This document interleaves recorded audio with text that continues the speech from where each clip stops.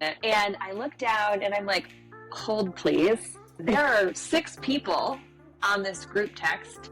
I had the understanding 4 people were going on this trip. So I'm like, okay, this is interesting. Because when I was reading the text, in my brain, I was saying, duh, just flash your boobs and get in. And then you wrote in the text, don't worry, I flashed my boobs. And that's when I realized, oh my gosh, Michelle is my person. You literally had my backside. I know, like quite literally. Your backside. Yeah. My ass. I just feel like we've had lives together before, and this was a reunion of that coming back. Yeah. And the same with Jen as well.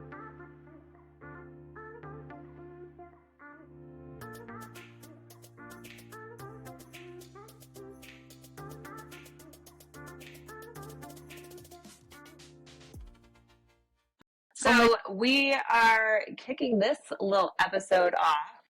And this is the episode that is about you and me and how we met. Our little love story. And a crazy thing about us is that we have known each other for less than 3 months, right? Is it less than 3 months? Yeah. In March, it'll be 3 months. Like our 3-month anniversary is coming up. God, that's so funny. Oh my goodness. It is. And so we, like I said, we didn't know each other. And why we're doing this and everything, we're going to talk about that. But we met in Cancun, Mexico. Yes, we did. And I'll just tell kind of a little bit of my story and my experience, and then I want you to tell your story and your experience. So, so my college roommate, Jen, and I and our husbands like to go and travel together. We went to Cancun and we were so excited. Tom and I ended up booking our trip only 3 weeks before. Like, we were not supposed to go on this trip at all. It wasn't in the plan, wasn't in the budget, all of those things. And we were like, you know what? Forget it. We are making this happen. We need it. I need Jen. Like, we're going to make this happen. And so we did. Yeah. And we booked it. And we land in Cancun. We were the first ones to arrive, and we head to the Cancun airport restaurant bar, sip some margaritas because we're in Mexico, we're on vacation, right? And I am sitting there and I see a text come through, and it's from Jen, and she's like, oh, you know what? My flight's delayed. We're going to be there soon, but we're just going to be a little later. We don't care. We're in the hotel bar. We're loving it. And I look down and I'm like, hold please. There are 6 people on this group text. I had the understanding 4 people were going on this trip. So I'm like, okay, this is interesting. Jen had mentioned to me that possibly her husband Matt's college roommate, Drew, who we'll talk about in a second, he's a pilot and he was going to be in town maybe a little bit, maybe for a couple days.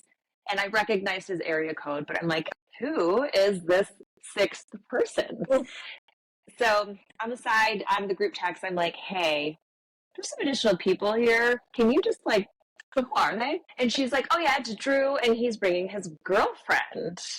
And because I wasn't even his girlfriend at that point. Okay. So again, I knew that you were his girlfriend before you knew you were his girlfriend. In a very roundabout, inadvertent way. So I really didn't know, but that's how you were described to me as Drew's girlfriend. And Jen says, and by the way, he's been dating her for 3 weeks. We have no idea how this is going to go. We've never met her. We've never talked to her. All we know is her name. Mm-hmm. And incidentally, 3 weeks that Sunday when we were there. So it still wasn't even 3 weeks. Oh gosh, yeah. So, super fresh, super fresh. So it ends up that, so Tom and I landed first, and then you landed next. Mm-hmm. And so then as you were like, hey, I've landed, Tom and I realized we're in a completely different terminal. Okay. So Cancun is a large airport, a lot of traffic in and out.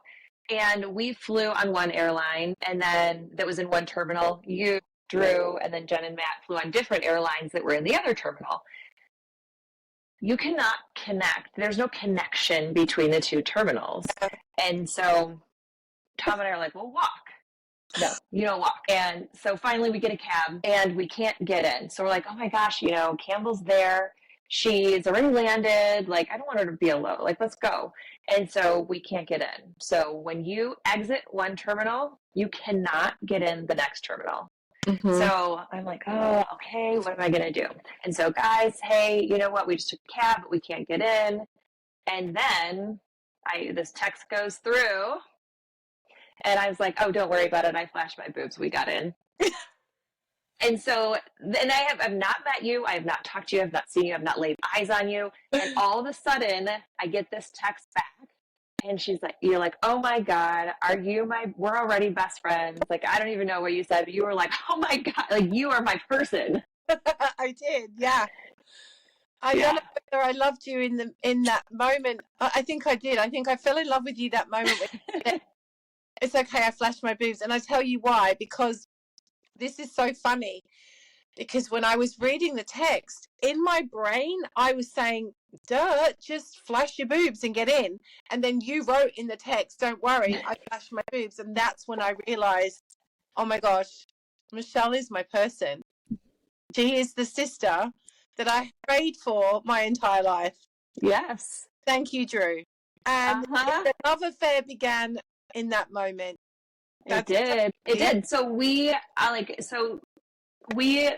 had our first sight moment before we even laid sight on each other. Exactly. And so, to be clear, I didn't have to flash my boobs. I love a good shock value text, and it's just more my personality of like my sarcasm and stuff like that. If I had to, I don't know, maybe I would have, but I didn't have to.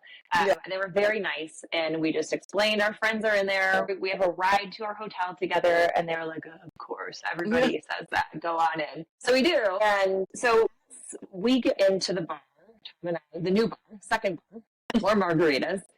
We're just like, okay, so what do you think this girl is? Like, okay, we've met Drew, we know Drew. What is he going to bring? Is this going to be a literal show, or is this going to be the best week we've ever had?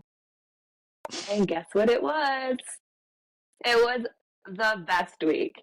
So not only did you and I connect immediately, and by the way, Campbell rolls up in a shirt that says trophy husband. Oh yeah, which was somewheres. Yeah, and so wrong. Yeah. I mean, it was perfect. And you just roll up and you've got this shirt on and you just have this energy and you can see it. Like I can see you right now and I can see the energy that you have. It just radiates from you. And I was like, okay, this is going to be good. You're such a You're going to be good. Exactly how I felt. Can I share how I was feeling? Please. Getting so first of all, Drew missed his connection and it wasn't his fault. It was just that, the lights and everything were backed up, delayed, I think because it was snow or something like this. So he was delayed, missed his connection, and he was just like, he flew to Minneapolis to come and pick me up, to take me there. He didn't have to do that. He could have just gone straight to Mexico. But no, this guy flies to Minneapolis to make his connection in Minneapolis, so that I would make the plane with him. But anyway, it didn't work out that way. He said, honey, go ahead, you'll be fine. I'll be right behind you. So I did. I waited for him, and that's when the texting started between you and I. But I was nervous. I was scared. Like my whole life has been very different with females and women in general. I've never really had very many good girlfriends. I've certainly gotten more amazing girlfriends as I've gotten older, because I think that we're at a point in our lives where we just like, come on, like what level of maturity are we at now? Yeah. But still, women in general are either triggered by me or feel less than around me, which is ridiculous, because when they know me, they know that I am the biggest cheerleader and all I want to do is support women and love women and be their greatest support network. But that hasn't been my story. That hasn't been my experience at all. And even women that say, oh my God, I love you so much, but they're like stabbing me in the back at the same time. You know what I mean? It's been quite awful. And also this whole ghosting thing, I've had it with women multiple times, and it's just It's gut-wrenching. It's like nails down the chalkboard, horrific feelings, and just not, they feel like they're less than, but the way that makes you feel is worse than less than. And also I'm entering a dynamic duo, that Yes. been best friends since college, and I never had that university college experience. You guys have been best friends for 20 plus years, and I'm like, my God, this is going to be disastrous. But then I kept thinking, no, I don't want to think like that. Drew is not like that. Drew would not put me in this situation. And I know that, like, he sent me that text and was like, I just don't want there to be any drama. He goes, but you're not a dramatic person. Like, you're so drama free. You're so carefree and easy. I think this is all going to be fine. This is why I asked you. And even though it might have crazy to most people, and I know it's still crazy to a lot of people, that I would just randomly go on a trip with this guy, but I've never felt more safe in my entire life around a man. And the fact that he was saying, come with my friends are going to be there, I want you to meet my friends, they're like my dearest friends, it just meant the world to me. And I thought, if anything turns out hideous, I'll just go and get another hotel room, or I'll move hotels, or I'll go home. Like, I'm a grown-ass woman, you know what I mean? Definitely. I had an intuition, I had a feeling that this was going to be really, really great, but I was still scared about the whole duo. Because then, in walks, Jen and Matt, the four of us already there, and it was like, there was no question. There was no, like, it was like we've known you forever. It feels like, I've said this, and we didn't know. Go ahead. I just feel like we've had lives together before, and this was a reunion of that coming back. And the same with Jen as well. There was one day where I was like, oh my God, is Jen okay? To you, I said that. And you're like, yeah, she's had too much to drink. Like, she's just been... she's hungover, actually. You're fine. I didn't get that dynamic because I haven't had a hangover for 14 years or however long it's been since I drank, So, I didn't understand that. But, like, now I understand, and I love you guys. Like, I don't want to do life without either of you. And I know. And we had your back since day one. And we will have your back forever. You literally had my backside. I know. Like, quite literally. I'm so grateful. I'm so incredibly blessed.